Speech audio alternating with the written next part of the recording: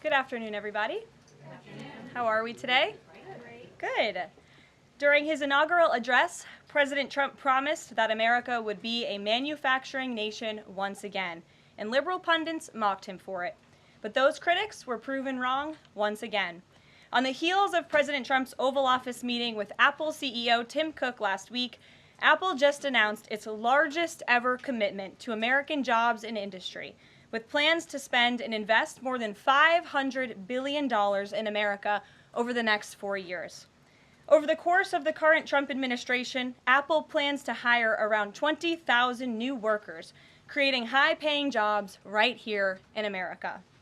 And the investment isn't limited to one specific region of our country.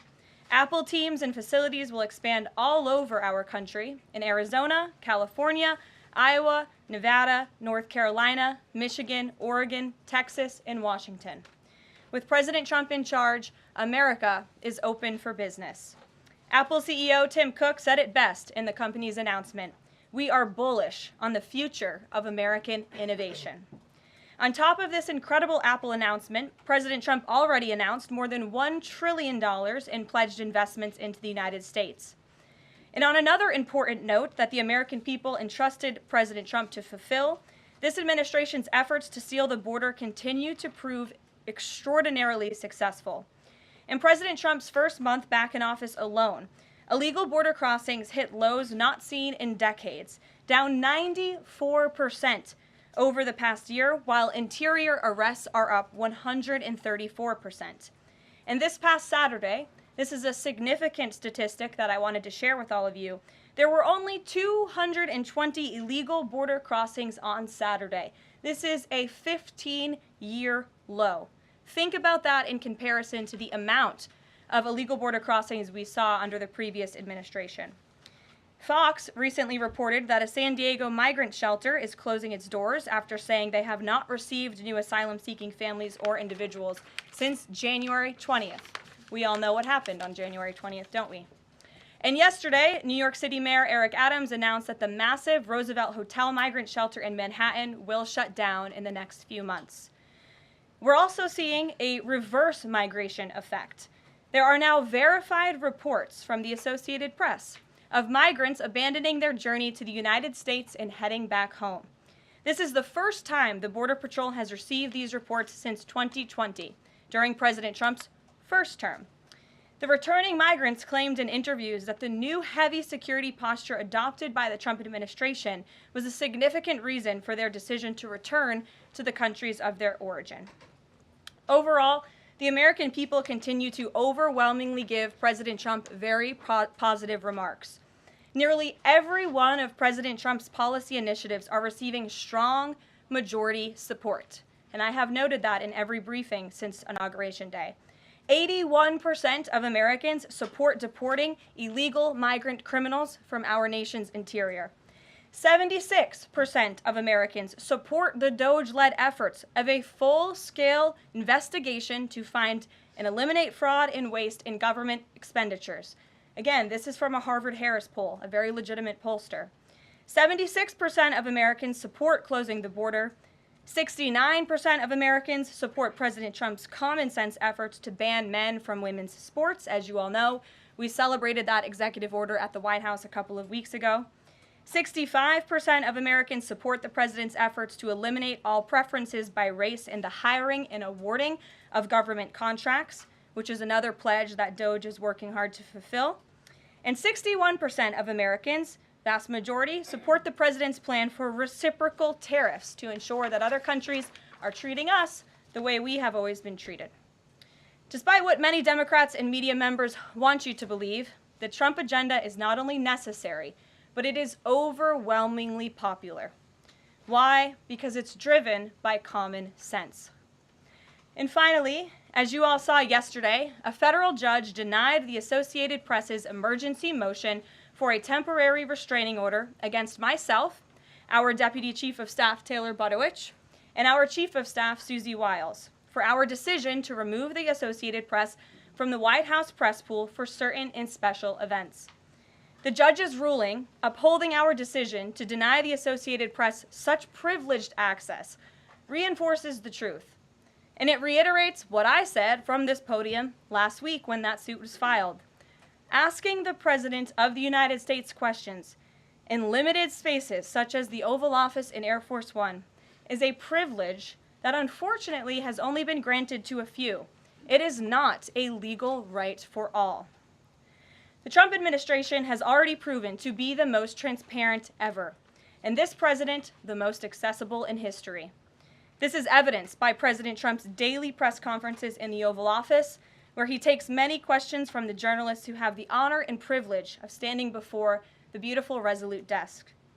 The president and this entire White House are committed to ensuring the American people continue to receive this same level of historic transparency, access, and visibility. In fact, we want to double down and give even greater access to the American people. We want more outlets and new outlets to have a chance to take part in the press pool, to cover this administration's unprecedented achievements up close, front and center. As you all know, for decades, a group of DC-based journalists, the White House Correspondents Association, has long dictated which journalists get to ask questions of the President of the United States in these most intimate spaces. Not anymore. I am proud to announce that we are going to give the power back to the people who read your papers, who watch your television shows, and who listen to your radio stations. Moving forward, the White House press pool will be determined by the White House press team. Legacy outlets who have participated in the press pool for decades will still be allowed to join, fear not, but we will also be offering the privilege to well-deserving outlets who have never been allowed to share in this awesome responsibility. Just like we added a new media seat in this briefing room, legacy media outlets who have been here for years will still participate in the pool, but new voices are going to be welcomed in as well. As part of these changes, we will continue the rotation amongst the 5 major television networks to ensure the president's remarks are heard far and wide around this world. We will add additional streaming services which reach different audiences than traditional cable and broadcast. This is the ever-changing landscape of the media in the United States today. We will continue to rotate a print pooler who has the great responsibility of quickly transcribing the president's remarks and disseminating them to the rest of the world. And we will add outlets to the print pool rotation who have long been denied the privilege to partake in this experience, but are committed to covering this White House beat. We will continue to rotate a radio pooler and add other radio hosts who have been denied access, especially local radio hosts who serve as the heartbeat of our country.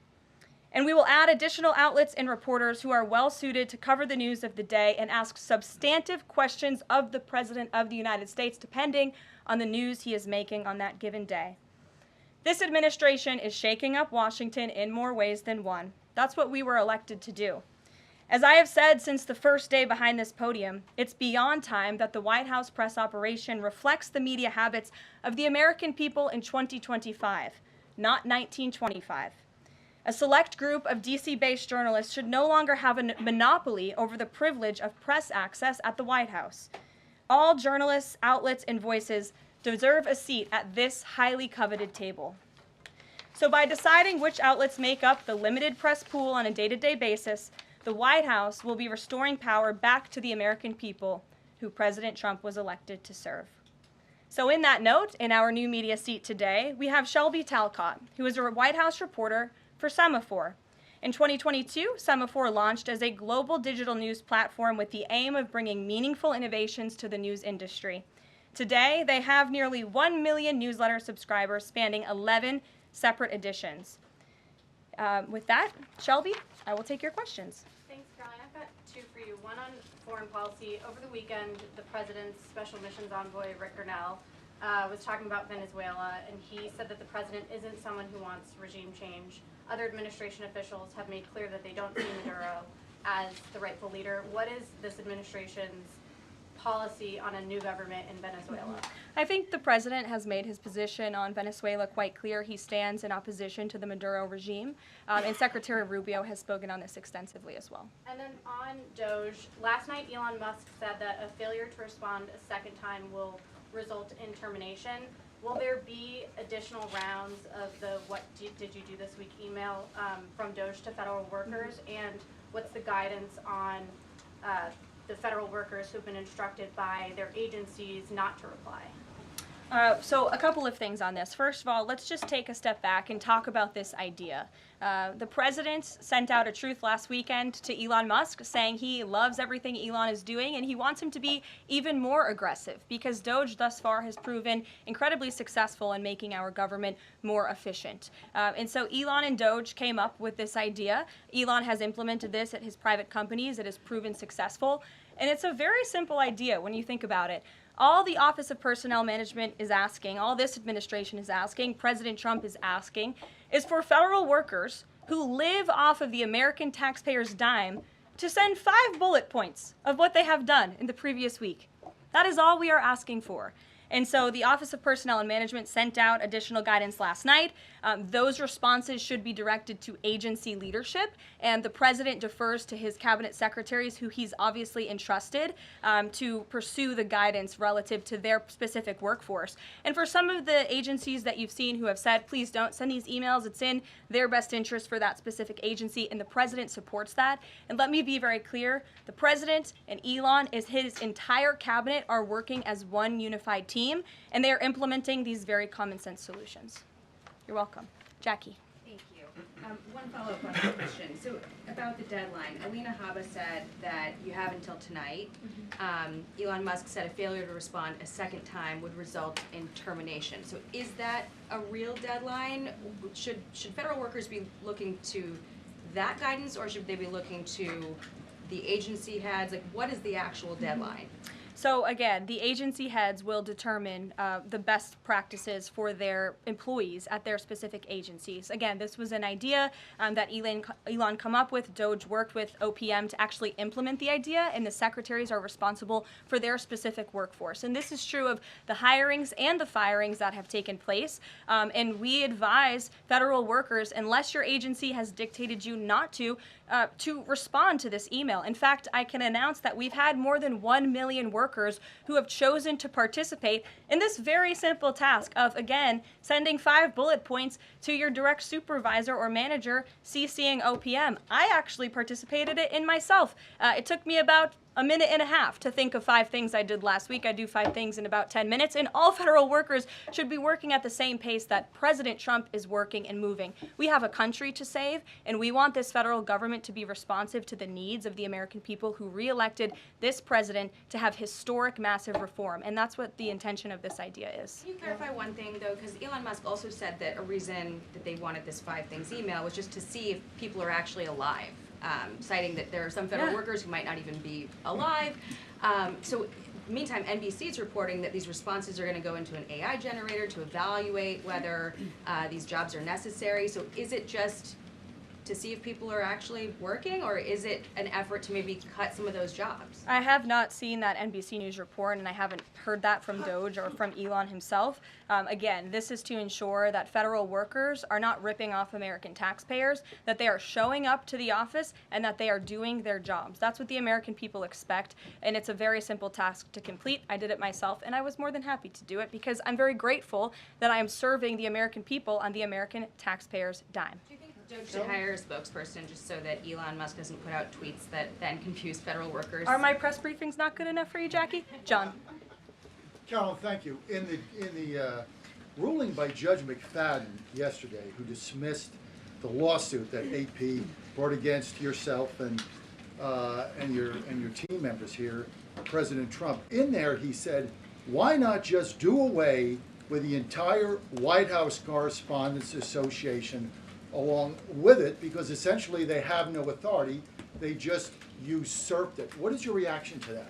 Well, first of all, John, it's great to see you. And you are one of those individuals who has a you're on a streaming platform that hundreds of thousands of people tune into every day. So it's great to see you in the briefing room. I did address that actually in my opening remarks by announcing that the White House press team in this administration will determine who gets to enjoy the very privileged and limited access in spaces such as Air Force One and the Oval Office. There are, as you know, look at this room, hundreds of journalists who show up to this building every single day and are not granted that luxury of flying on Air Force One and asking the President of the United States questions. And so we want to ensure, again, everyone has a seat at that highly coveted table. But alas, the legacy media outlets who have been doing this for quite some time and have invested resources into covering the White House, their spots will remain, just like they have in this briefing room as well.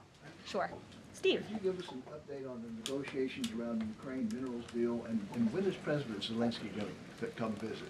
So the president talked at length about this yesterday, the critical minerals deal with President Macron, and in the more than hour-long press conference he gave all of you in the Oval Office himself. There hasn't been significant updates since the president's remarks last night, but I will just reiterate his position. It's critical that this deal is signed. He expects President Zelensky to sign a deal. This is to recoup American tax dollars that have been funding Ukraine's national defense. And it's also great for the Ukrainian people who have been put through hell because of this war. And it will create a lasting economic partnership as Ukraine will need to rebuild their country because of this brutal war. And just to follow, is Steve Witkoff delayed his trip to the Middle East so he can concentrate on this minerals deal? I don't want to comment on Mr. Witkoff's travel plans or read anything out just for obvious reasons, but he, remains very much working. That man is working around the clock to secure this deal with Russia and Ukraine alongside Secretary Rubio and Secretary Bessent, General Keith Kellogg. He's also working very hard to secure a peace deal in the Middle East as well. So God bless him, and he's working alongside the president every single day. Sure. Thanks, Caroline. The president's executive order creating DOGE called for the naming of a DOGE administrator. Who is the DOGE administrator? So the president tasked Elon Musk to oversee the DOGE effort. There are career officials and there are political appointees who are helping run DOGE on a day-to-day basis. There are also individuals who have onboarded as political appointees at every agency across the board to work alongside President Trump's cabinet to find and identify waste, fraud, and abuse, and they are working on that effort every day. So is Elon Reagan. Musk the administrator? Reagan. Thanks, Caroline. I have two for you today, one on the border wall and one on the DHS investigation. Sure. First on the border wall construction has restarted in Texas and California under contracts awarded under Trump's first term. Is the president looking to secure new contracts, and how is he defining success in terms of border wall construction this administration? The border wall is a signature promise of President Trump's campaign. He talked about it way back in 2015 and 2016, and people laughed at him for bringing up this idea. It's proven to be not only an idea that he delivered on in his first term and continues to deliver on in his second term, but it's also proven to be highly effective. In fact, we know where there were parts of President Trump's border wall built and standing under the previous administration, illegal border crossings dropped 87% where there was a border wall. So the wall is an incredible deterrent factor for illegal migrant caravans. The president is committed to the continuation of the construction of the wall. The previous administration actually sold off the resources that the Trump administration secured to build the wall. And that's an egregious misuse of the American taxpayers' money. They just let those resources rot on the southern border. They actually sold them for pennies on the dollar. So this administration, DHS and ICE and Customs and Border Patrol and Tom Homan and all of the great people who are working on this effort are committed to continuing the construction of President Trump's border wall. Investigation into people who might be leaking within the administration. Will the White House release the names of the individuals that DHS Secretary Noem said were caught leaking details of the ICE raid? And can you share how many leakers have been caught so far and what agency they were a part of? I would defer you to DHS on the leakers that they have identified, but I know the president and this White House commend Secretary Noem for launching an internal investigation to identify those leakers because it's unacceptable for career bureaucrats who are standing in the way of the will of the American people and enacting President Trump's agenda. If they don't want to adhere to the will of the 77 million Americans who reelected President Trump, then they should go find another job. And if they continue to leak information, especially information that is critical to protecting Border Patrol agents and ICE agents who are out there doing jobs that not many people are willing to do, putting their lives on the line to protect our national security, then those individuals absolutely should be fired. And this administration is committed to finding them. Sure. Caroline, two questions for you. One related to Guantanamo Bay, the other to the White House Correspondents' Dinner. I wanted to get your response to some Washington Post reporting of the migrants who stayed over at Guantanamo Bay for the last 2 weeks. They told the Post they were rarely let outside. They were shackled and placed in what they described as cages and alleged that they were not treated as human beings. Does the White House have any response to those conditions? At Guantanamo Bay? It's a promise the president campaigned on, that if you invade our nation's borders, if you break our country's laws, and if then you further commit heinous, brutal crimes in the interior of our country, like raping and murdering innocent, law-abiding women and girls, and committing heinous acts of violence, then you are going to be deported from this country, and you may be held at Guantanamo Bay. These are criminals we are talking about. Don't forget that. Sure. So U.S. consumer confidence fell this month, the most since August of 2021. What is your message for Americans who are concerned about the impact of things such as tariffs on prices? Yeah, sure. Well, thank you for that question. It's obviously an important one. The president campaigned on reigniting the Trump economy and fixing the mess that was created by the previous administration. We know they created an economic and an inflation nightmare for the American people, and I'm not going to stand up here and lie to you like my predecessor did about the state of our economy. We understand there are people that are hurting, and this administration is wholeheartedly committed to ensuring that those individuals see relief and price reductions and tax cuts and in less regulations that are burdensome on their household and their businesses. And the president and this entire administration are focused on that every day. I can go through the very long list of economic actions this president has taken. I know you work for Bloomberg, so I'm sure you're well aware of them, but I can assure the American people that the president is very much focused on bringing down the cost of living crisis in this country that was created by the previous administration. Speaker, I can just ask a quick follow-up. Sure. Is the president planning on whipping any votes for support for the House budget vote? And if so, to whom is he making calls? I'm not aware of any calls that he has made. I did talk to the president about his position on this just before coming down here, and he said that he's made it very clear to the Hill what his priorities for a budget are. He's said it to the Speaker of the House. He said it to Leader Thune.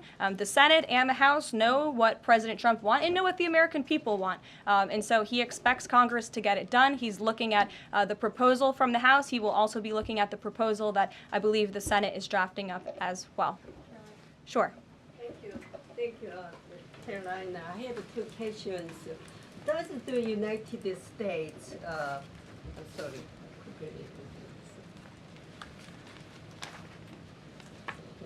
Well, why don't you identify your question and I'll come back to you. Sure, go ahead. So, what guarantee that Israel will withdraw from Lebanon soil after 2 weeks, as the ceasefire terms indicates? I'm not sure about the guarantee that you're referring to. I can tell you that this administration remains very much engaged. We know the deadline for the Phase 1 ceasefire is imminent. So Steve Witkoff, whom I mentioned earlier, and the president's administration and his team and the president himself remain very much engaged. We want to see the ceasefire continue, and the president has made it very clear he wants to see all of the hostages who have been held in captivity in Gaza returned home. Jeff. Caroline, I was wondering if is Elon Musk going to attend the president's first cabinet meeting tomorrow? He is, as a matter of fact. I spoke to the president about that before coming down here as well. And Elon, considering he is working alongside the president and our cabinet secretaries, this entire administration will be in attendance tomorrow just to talk about DOJ's efforts and how all of the cabinet secretaries are identifying waste, fraud, and abuse at their respective agencies. We look forward to the meeting tomorrow, and I think you'll be hearing from the president and his cabinet where they're on campus tomorrow. I hope you guys are excited. Since some of those cabinet members were caught off guard by the email Nobody was caught off guard. A few departments said they were caught off guard. The FBI was, the DOJ was. Did anonymous sources say that, or did the cabinet secretary say that? The cabinet secretaries and others have said that they were not aware that this was happening. So I'm wondering, will there be a give and take tomorrow at the cabinet meeting? Is Elon Musk or the president open to any type of dialogue about who is actually in charge of the chain of command of these workers? I would reject the premise of your question, Jeff. The cabinet secretaries have not said that. I know anonymous sources, probably career bureaucrats, have leaked that to many of you in this room. But as I said at the beginning of this press conference, everybody is working as one team, and the president respects the decisions of his cabinet secretaries to tell his staff, their staff, not to respond to that email because they did so out of interests of national security, and they don't want to obviously risk confidential information. It's pretty common sense. Dasha. Musk has obviously been doing a lot of work. He's been working every day, and a lot of the time weekends. He is designated as a special government employee, which means that he can only work 130 days per year. Is the White House expecting him to limit his work to 130 days, or are you going to work around those rules? Do you want to see him extend beyond the 130 So days? today is February 25th, so I think we've been here about 35 days roughly. So ask me in another 100 days. Daniel. Karoline, thank you. You opened up with a major announcement from Apple, $500 billion, 20,000 jobs, doubling its advanced manufacturing fund. Yeah. What does that signal that such a global brand would make what it called its largest ever spend commitment just a month into President Trump's second term? What does that signal about his economic vision for the country? President Trump is a deal maker, and he has restored confidence in business leaders around this entire world. Apple is one of the largest companies on the face of the planet. They employ hundreds of thousands of Americans, but the president wants to see more Americans employed, more investments here in the United States of America. And this is another fulfillment of the president's campaign promises. I recall President Trump at his rallies on the campaign telling the world that if and when I am elected, America is going to be back, and we want your investments to be driven onshore. We want you to hire American workers, and you will have the lowest regulatory burden, the lowest tax cuts, and the president has already proven he's committed to slashing regulation. He's counting on Congress to implement those tax cuts. And so people are encouraged by the president's, again, as Tim Cook called it, they're bullish about American innovation because of the leadership of this president. And it's a stark contrast to the leadership of the previous administration, Joe Biden, who I don't think spent any time trying to recruit any investments or jobs here at home. Mary. We're hearing from some Republicans who are voicing concerns about how these cuts are being carried out. Congressman McCormick, a Republican from Georgia, tells us he's worried it's too rapid for real people to adapt to. And he says he's concerned that it could come off as discompassionate, in his words, that it could risk undercutting the strong message that he feels you're trying to send about the need to cut government waste. Well, I think that was one comment from one senator, and I think, as I cited in my opening remarks in the poll, the most important people are the American people, and 77% of Americans at home support a full investigation into the waste, fraud, and abuse that the federal government has been spending their tax dollars on. So that's the people the president cares about most, and that's why we're fulfilling this pledge. And again, it should come as no secret to anybody. The president campaigned on doing this. The president yesterday said if you don't respond to this email, you will be fired or semi-fired. What does he mean by that? Again, I've been asked to answer this question 3 times now. It is semi-fired. But it's in the memo. The president again has entrusted his cabinet secretaries to oversee their workforce. That's why he nominated them to be cabinet secretaries, and so federal workers can be directed to their agency leadership. Sure. Great, thanks, Caroline. I wanted to ask about a federal judge yesterday was saying that they didn't know who the DOJ administrator was and was asking the lawyer for the administration who it was, and the lawyer responded, I don't know the answer to that. Can you tell us who the administrator of DOJ is? Again, I've been asked and answered this question. Elon Musk is overseeing DOJ. There are career No, Elon Musk is a special government employee, which I've also been asked and have answered that question as well. There are career officials at DOJ. There are political appointees at DOJ. I'm not going to reveal the name of that individual from this podium. I'm happy to follow up and provide that to you. But we've been incredibly transparent about the way that DOJ is working. John. The Republican budget. Thanks a lot, Caroline. Since your last briefing, there have been some personnel moves that have been announced by the president, and I wanted to ask you about them. One was the president replacing the chairman of the Joint Chiefs of Staff, General C.Q. Brown, Jr. What was the reason for the president naming a replacement for General Brown? and then I'll follow up with another personnel announcement that's been made over the last few days. He thinks he's doing a bad job. And it's time for a shakeup at the Pentagon. They failed 7 audits in a row. The trust in our United States military amongst the war fighters is low. The president is shaking up the Pentagon and the Department of Defense, of course, with Secretary Hegseth leading, and he has the right to do that. It's actually quite common from administration to administration to do such a thing. The president, when he swore him in as the Chief of Staff for the Air Force, called him a great man and a great gentleman. Does he distance himself from the remarks that he made back in August of 2020? I think replacing him speaks for itself. James. James. One other one, if I'm sorry, thank you. On the FBI, the president also announced a new deputy director of the FBI, Dan Bongino. From what has been reported, and maybe this is not accurate reporting, you can tell me, the FBI director, Kash Patel, informed Republican senators that it would be an individual named as the deputy who was a special agent currently at the FBI, and of course Mr. Bongino is not. What was the reason for naming Mr. Bongino to this position, and was Mr. Patel not correct in making that assurance to those senators? I'm not sure if anybody in this room has listened to Mr. Bongino when he talks about the past corruption at the FBI, when he talks about his experience serving for the United States Secret Service.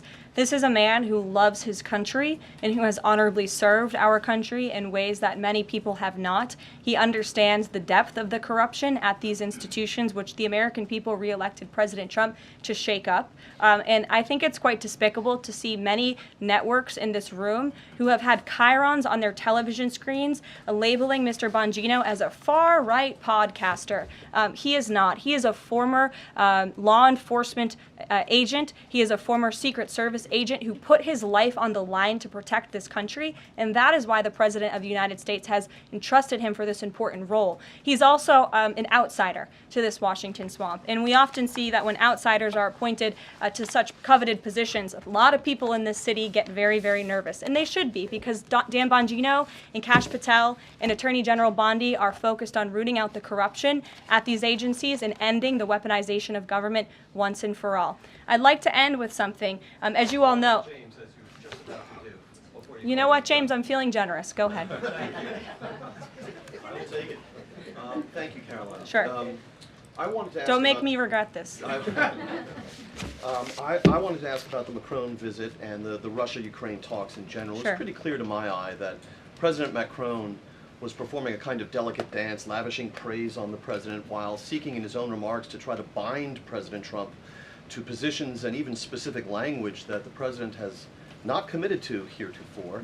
One of the most bracing comments from President Macron was when he said that the deal that President Trump is negotiating with the Russians must not be, quote, a surrender for Ukraine.